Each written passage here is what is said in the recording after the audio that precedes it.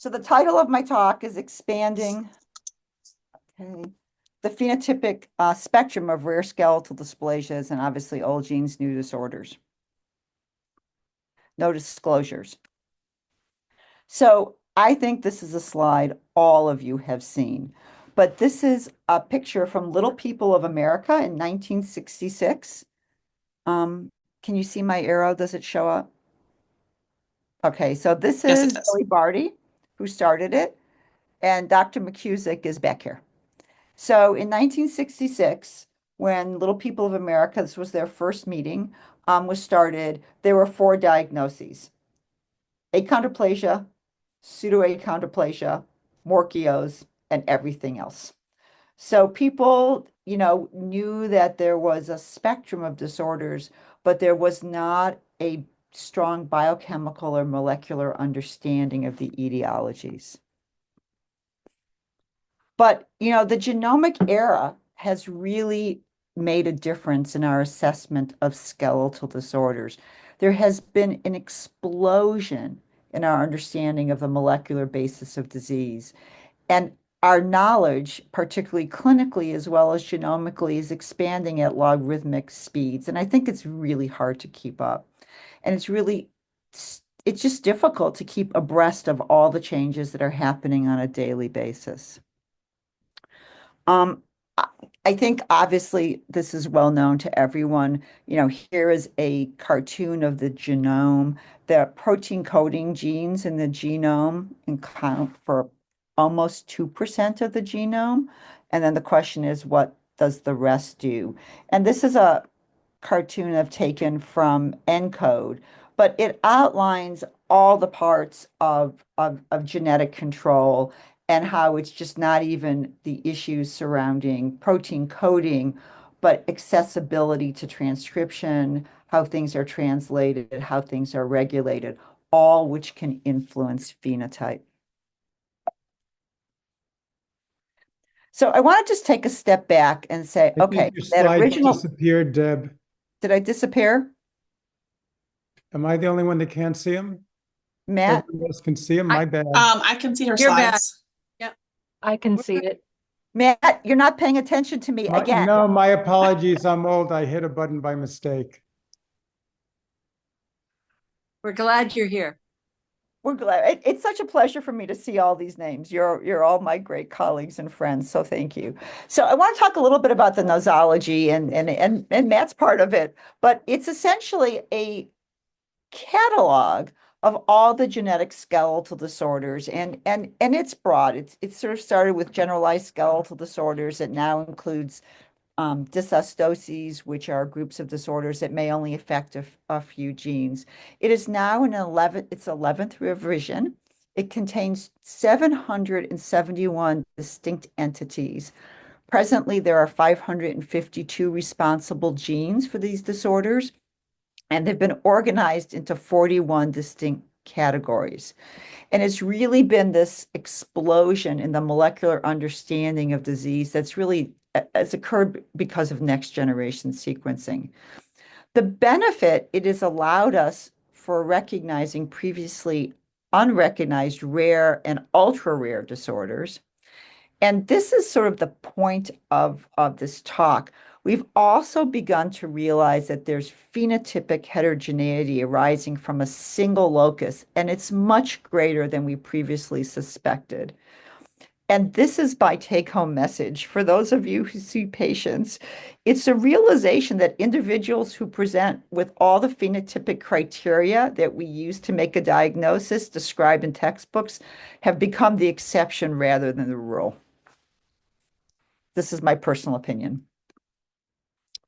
So I'm just sort of going to show you a group of disorders. So this is the nosology is actually a blend of gene families by name, phenotypic radiographic overlap, clinical descriptors, proteins, and cellular organelles. So I'm going to admit that it's not perfect in how it's been organized. And for example, this is group 1, which is the FGFR3 chondrodysplasias. And you can see the little girl with achondroplasia, the woman with sedan next to her. Catocil, which is loss of FGFR3 functioning, and the individuals are very tall with very long fingers. And then a child with monkey syndrome, which is simply isolated craniosynostosis. And as you can see, there are different categories. Some are based on radiographic diagnosis, like a spondyloepimetaphyseal. Some have to do with the protein, so proteoglycan core proteins. And then obviously, abnormalities of cilia or ciliar signaling is about a cell organelle. So how do you classify all of these? And, it really is a challenge. And how do you see patients in clinic and decide what category they would fall into? So these are all the categories that I could think of in terms of when you see a patient, do they fall into a clinical group? Do they fall into a biochemical group? Is it a developmental disorder? Is it something that's prenatal in onset, postnatal in onset? But hopefully, if you start to think of these categories, you can then go back to the nosology and try to figure out what category the patient would fit into and what are the complications or how to manage the patient based on the category. So this is a cartoon I drew because I do give lots of talks to people who don't read radiographs. And I still think the radiology matters. I appreciate with um, genomic data that many times we fail to think about the radiographs, but I think that they're really helpful and they tell us a lot still about underlying biology of cartilage and bone. So this is my cartoon of a normal bone with a secondary epiphysis, a metaphysis, and a diaphysis. Um, if the epiphysis is abnormal, it's an epiphyseal abnormality. If the diaphysis is abnormal, it's a diaphyseal abnormality. And then obviously, if the spine is abnormal, it's a spondylo. I think most of you all know this. Here are some radiographic findings that outline this. So this is a normal spine. This is a spondyloarthropathy, and you can see the rounded vertebral bodies with the tongue. This is a normal epiphysis at the hip. This is absence epiphyses at the hip. This is a normal knee with a normal epiphysis, a growth plate. And this is obviously a very abnormal metaphysis and epiphysis. This turns out to be pseudoachondroplasia, which is also a spondylo epimetaphyseal abnormality. So that's how it's categorized, and one can see how you could use this to think about the underlying biology of cartilage and bone.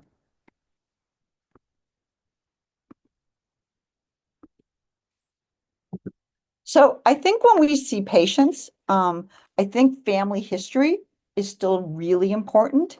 So everything that I'm going to tell you today, and as I noted, this is going to be a highly clinical talk, is about patients that I've actually seen. So I was asked to see this family because their 16-week fetus, where they interrupted the pregnancy, was noted by postmortem to have very low set ears, absent radii, short humeri, and unilateral renal agenesis.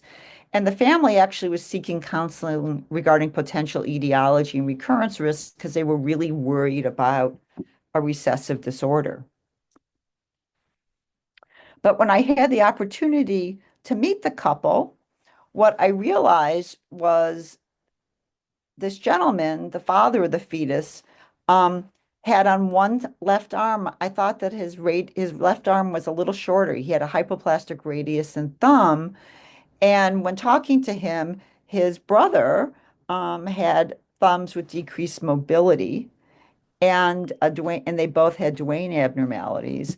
And so essentially, I started to think about Sol4, and we were able to establish that the fetus had a Sol4 change, and both the father and the uncle carried it.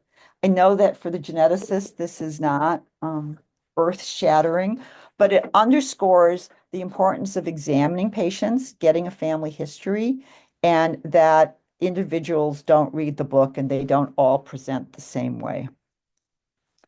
This is another one of my families where we were able to show in this fetus that it wasn't a fetus, it was a newborn who succumbed to its disorder. They were unable to ventilate the child.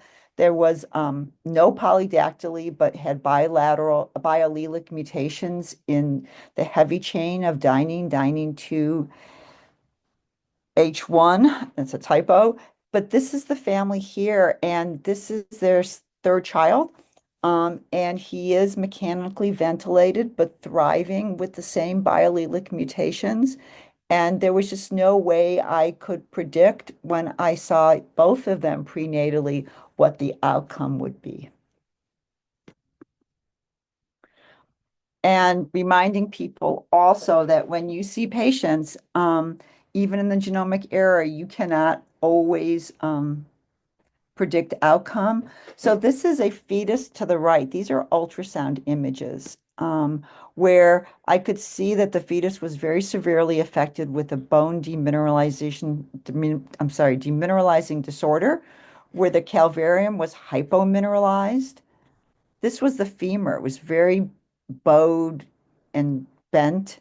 And this was the calvarium by 3D, where you could see that there were areas that were white and were demineralized. And it wasn't hard from a clinical perspective to say, oh, this fetus had osteogenesis imperfecta. And it wasn't until I turned on the light in the room that I realized that the mother was 4'10". So what happens is you go into these rooms to do ultrasound and they're dark, and you focus on the fetus. And she was 4'10". She had blue sclera. She had no fracture history. She did not have dentinogenesis imperfecta. She felt that she had mild hearing loss, but she wasn't wearing hearing aids. She had two previously unaffected children, and it arose a question about whether or not she could be a somatic mosaic, and indeed she was. And on exome analysis, 21% of her reads had a variant in COL1A1 leading to GLI 365 ARG. And so the question, of course, is what her recurrence risk is. But if I had not examined her, I would not have thought about somatic mosaicism. So I want to talk about how there's been a huge expansion in our understanding of phenotype and how a single gene can produce varying disorders. So this is FGFR2 phenotypes, and they cause the diseases to the left, from APERTs to isolated coronal synostosis. These are all images and the references on their back of a child with APERTs, as well as Crouzon's and Pfeiffer syndrome. And in Pfeiffer syndrome, they get these very broad hallexes and thumbs. And you can see that the facial features are all very similar in these disorders due to the craniosynostosis, which is the primary finding. They're all due to activating mutations in FGFR2. Many of these disorders also have mutations in other FGFR receptors.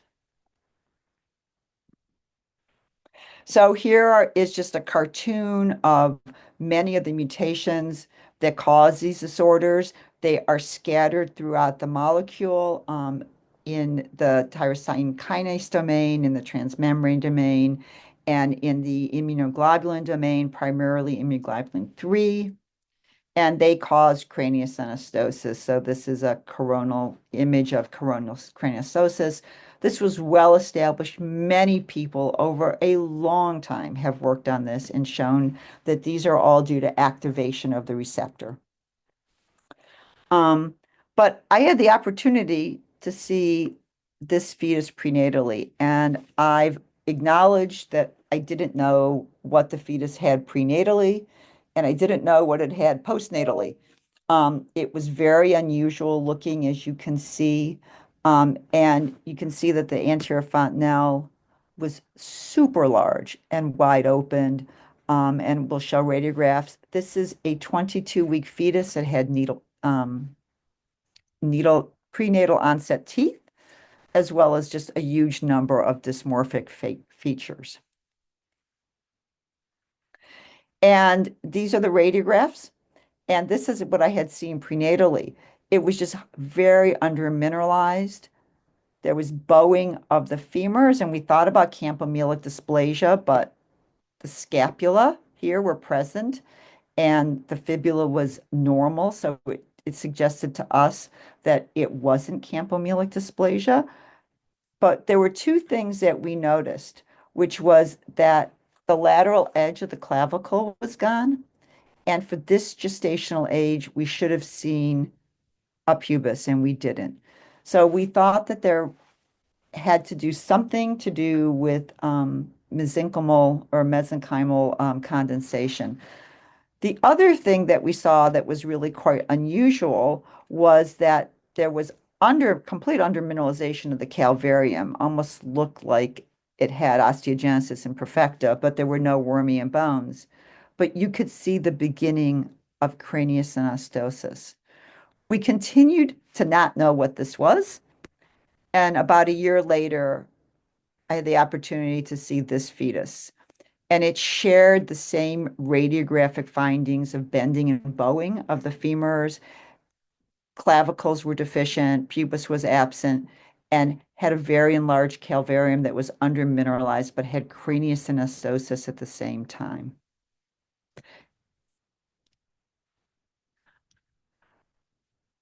I have to tell you, I still do histology. I just love looking at growth plates and cells. And what we noted was that there was poor mineral control. This is a growth plate, resting, proliferative, hypertrophic, and primary spongiosum. And what we were noted in these two cases was that there was no transition from these proliferative cells to these nice, big, round hypertrophic cells. They were there, but they were deficient. But what struck us the most was then when we looked at the perichondrium and periosteum, it was extremely thickened and hypercellular.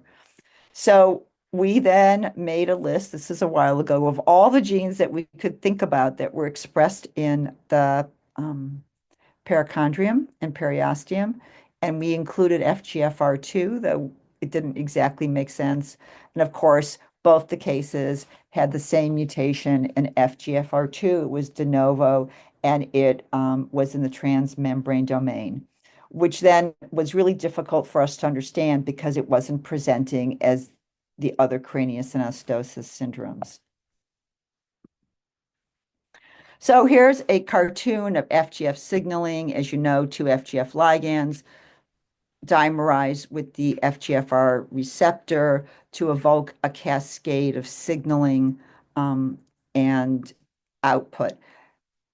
All the other disorders that I had mentioned, as I noted, were activating mutations.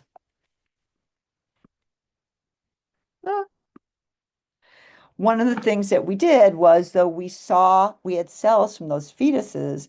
So the first thing we did was say, okay, let's look at ERK activation, because ERK activation is one of the main downstream targets of increased FGF signaling. And we could not evoke ERK under any circumstances. So it started to say that there's something different about this phenotype. We looked at membrane prediction programs, and this mutation was predicted for the FGFR receptor not to be localized to the transmembrane. So we began to do experiments on the cells that we had, and what we could show was that there is FGFR receptor a little bit on the membrane, but this is the nucleus, and 20S and B23 are nuclear proteins. And what we could show was that in these cases, that as opposed to the control where the receptor goes to the membrane, the receptor went to the nucleus. Amy Merrill has developed a really nice career studying this, and what it does is that this mutation controls ribosomal biogenesis and transcription in the nucleus as opposed to activating in the membrane. So again, this is an expansion of a very well-known gene where the mutation, though they were transmembrane, led to a nuclear effect on signaling and not a transmembrane effect. So I want to talk about the filaminopathies. And sorry, I tried to cover up um, this little girl. This is a little girl that I had the opportunity to see. She had clear findings of a very well-established disorder called spondylocarpal tarsal syndrome.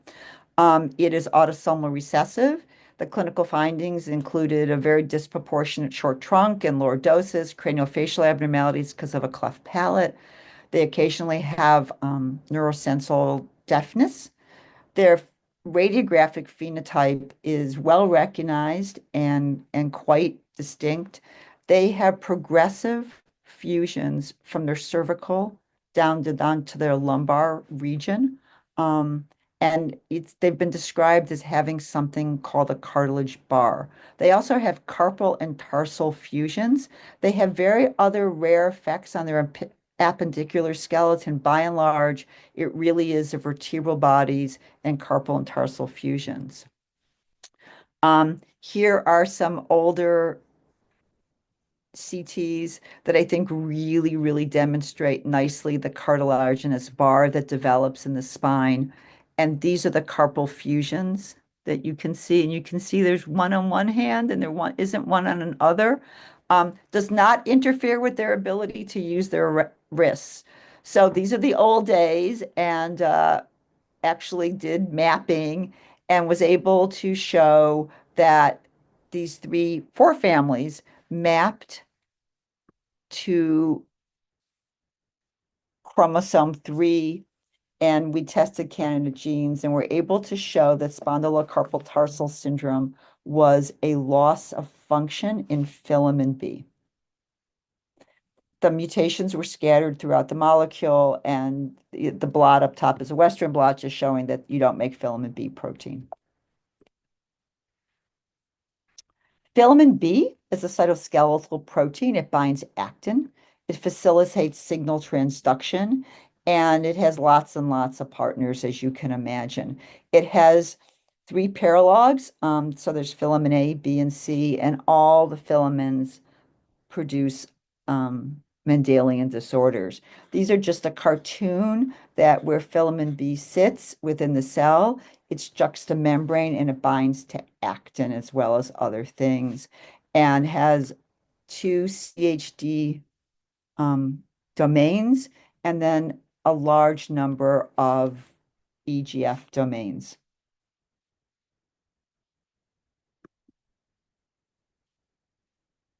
But we were also curious about Larsen syndrome. And I think what is just really interesting, in 1950, Dr. Larsen, who was an orthopedic surgeon, described 6 sporadic cases with multiple joint dislocations, a very flat face, bossing, and he had one family where he subsequently described them as having autosomal dominant transmission. As you can see, they have significant joint dislocations. Um, and this is an older individual I've cared for. This is a child. They also have club feet. They have very sort of spatulate fingers with these spatulate thumbs. They're very broad, and they can have some facial dysmorphisms. And this disorder had been mapped to chromosome 3p14, where filament sits. And I was interested in this disorder because it was one of the disorders where there were carpal fusions. I know that it was dominant, but with my colleague, Steve Robertson, we actually went on to show that autosomal dominant mutations in filament B can lead to Larsen syndrome. So now filament B can be recessively inherited and it can be dominantly inherited. We then went on to ask, were there other disorders that had similar phenotypes? And there are these lethal disorders called teleosteogenesis 1, 3, and boomerang dysplasia, where there are significant joint dislocations and significant hand abnormalities. And again, we tested the hypothesis because they were all de novo, dominantly inherited mutations, but we had a large collection of these lethal disorders and tested the hypothesis of whether they too could be allelic to filamin B in Larsen syndrome and spondylocarpal tarsal. And as you can see from the cartoon, there's a list of dominantly inherited or sporadic mutations. But just recently, I had the opportunity to see this lovely 9-year-old male who was referred for proportionate short stature. His x-rays are on the right. And, if someone sees something, I overall thought that they were normal x-rays. Nothing struck me as abnormal, except that he was -3 standard deviations from the mean. And he did not have he had a mild brachydactyly, but did not have abnormal thumbs that I would expect to see in filamin B. This is a pedigree of his family, and both his parents are short. And both of them come from parents who were short. And so we asked the question about whether or not this was just familial short stature or constitutional short stature. But we decided to do an exome analysis, and we found a filamin B change that has not been previously reported um, in his father, not his mother, and him. And it's by prediction programs is expected to be pathogenic. So we think that this is an expansion of the filamin B phenotype. Others have described filamin B as being associated with mild short stature and no other significant findings. So, this is sort of the story of my life. I saw a 34-year-old woman, and she was referred to me for the hypermobile form of Ehlers-Danlos syndrome. She complained of POTS and migraines and pain and GI motility issues and chronic joint pain and anxiety, all things that would be consistent with hypermobile EDS. But going through her chart, I noted that she had surgery on her ankles, and that when I started to ask her about it, on her left foot, she had a tarsal coalition. And we looked at the x-rays of her right foot, and she actually has a carpal, a tarsal coalition. These dotted lines is how the radiologists, I drew them, but this is how the radiologists look for coalition when the talus and the navicular bone overlap in this contour. So while she had come to us for EDS, we started to talk to her about tarsal coalition and realized that she had a sister who's never had surgery but was mildly affected, and her mother also believes to have tarsal coalition, but they had never been evaluated formally. What we found when we did sequencing, exome sequencing, was that she had a deletion of exon 1 in filamin B, again, predicted to be pathogenic. There are no known mutations presently deleting the entire CHD1 domain or exon 1. But it is likely that this is the etiology of her tarsal coalition. It doesn't solve the hypermobile EDS, but it does address the tarsal coalition syndrome. And again, expands the phenotype of what variants can do in filamin B. I'm going to move on to agricanopathys. So this is a little girl who I started following when she was 9 years old. I think everyone would recognize that she is very short. She had midface hypoplasia and a short trunk and lumbar lordosis and multiple anomalies. Her radiographs are to the right. She has very flat vertebral bodies with end plate irregularities. She has epiphyseal delay. She has metaphyseal abnormalities. She had, if you can see here, she has clefts in her cervical vertebral body, significant midface hypoplasia, and a very sort of distinct brachydactyly that you'd almost think that it was diastrophic dysplasia. but she didn't really fit the pattern of dystrophic dysplasia.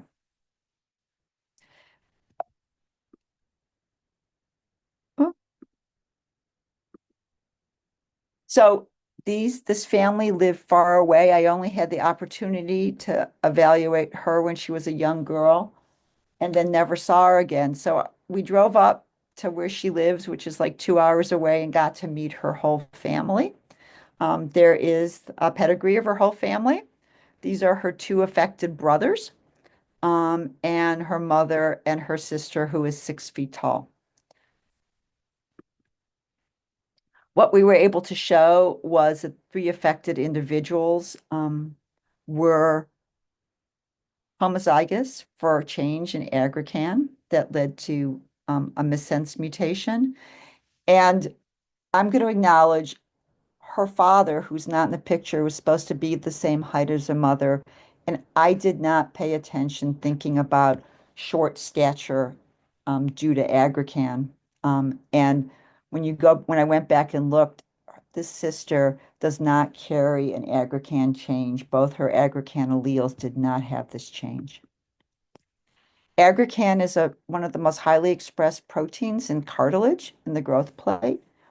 It binds to hyaluronic acid as well as to tenascin R. And so this is hyaluronic acid here.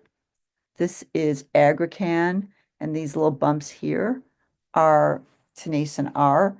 And this mutation is predicted to interfere with calcium binding, and calcium binding is absolutely critical for aggrecan to bind to tenascin R. There are animal models of aggrecan deficiency. So here's an image of the aggrecan mouse. This is an aggrecan chicken. It's called the Nanomelia chicken. And this is a Dexter bulldog cattle. This is a homozygous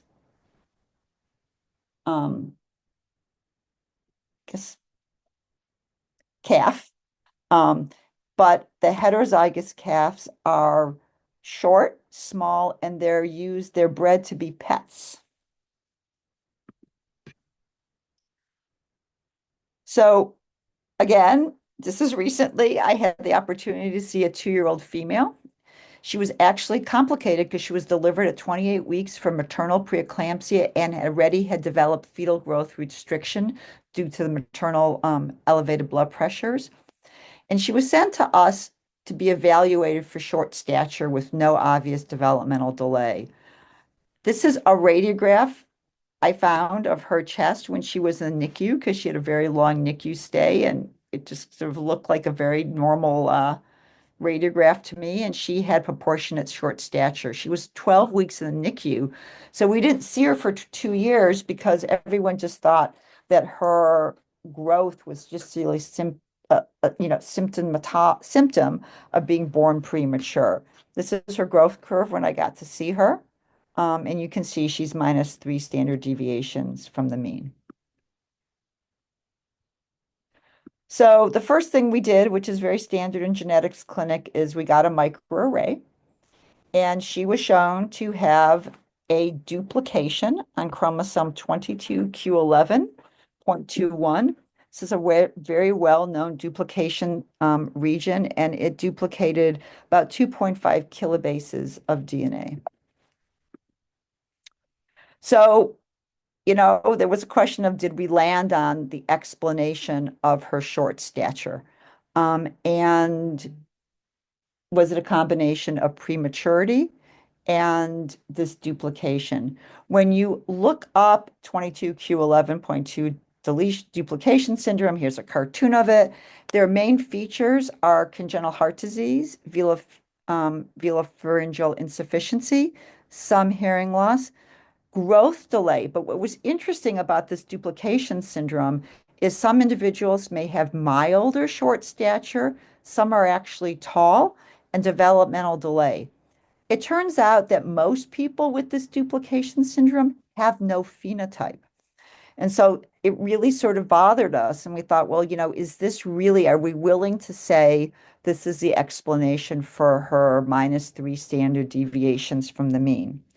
She came to the visit with her mother who was 5'6". Then we started to talk to her mother when they came back for the results of the microarray. And at that point, her father came with them to discuss the microarray findings. And this is him here. He's 4'11". He has a sister who's 4'10", and he has a brother who is 6 feet tall.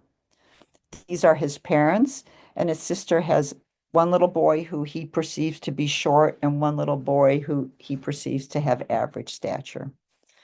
So we made the decision that we didn't know what was going on, but we weren't willing to simply say that the short stature in this little girl and her father were due to the microarray findings. In addition, the father and mother did not carry the duplications, so we truly believed that something else was going on.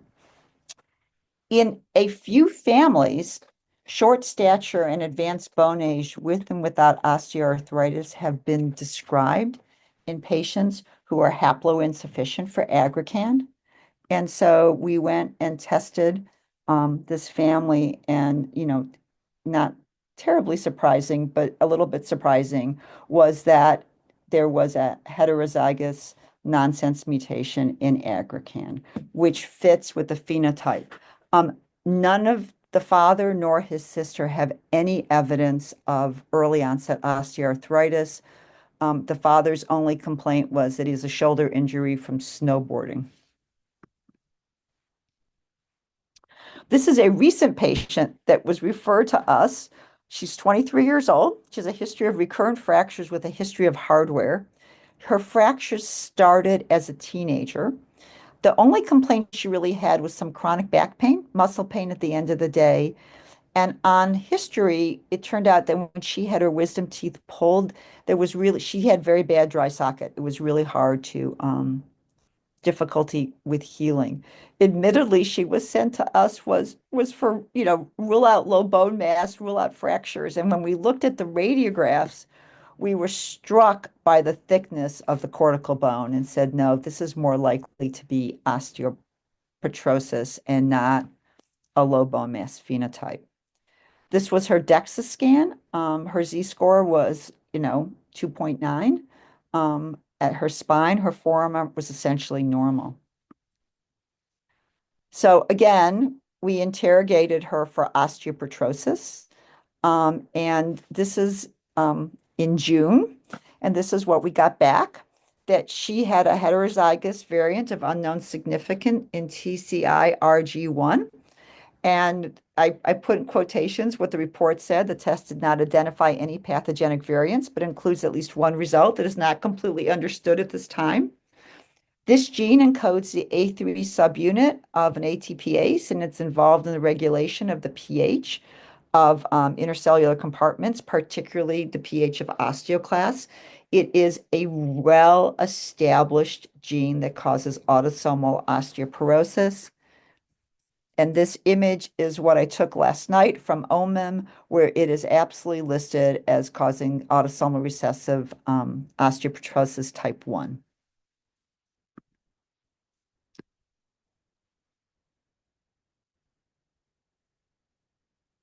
This was just recently published in July. It is one case of a family that had variable onset osteopetrosis. I think the radiographs to the right are very characteristic of it. There is one individual who is very mildly affected, and there's one that's much more severely affected, who also were shown to carry a single heterozygous variant. Sorry, back. Variant in TCI-RG1.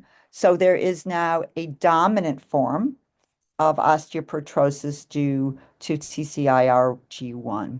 So it really has made me think when I see patients that there is an expansion of all of these phenotypes. We shouldn't make any assumptions in any of them, particularly in people who are more mildly affected. I think we're all very good at recognizing the severe end of the spectrum. I think we know very little about the mild end of any of these genes and the phenotypes that they produce. So I get the pleasure of presenting. I also have the great pleasure of working with a huge team of individuals, both in the clinical arena as well in our laboratory, and have had just the great honor of working with incredibly talented past trainees who have driven all the molecular diagnosis. So for that, I want to thank you for your attention. And Dr. Tosi, thank you for the invitation.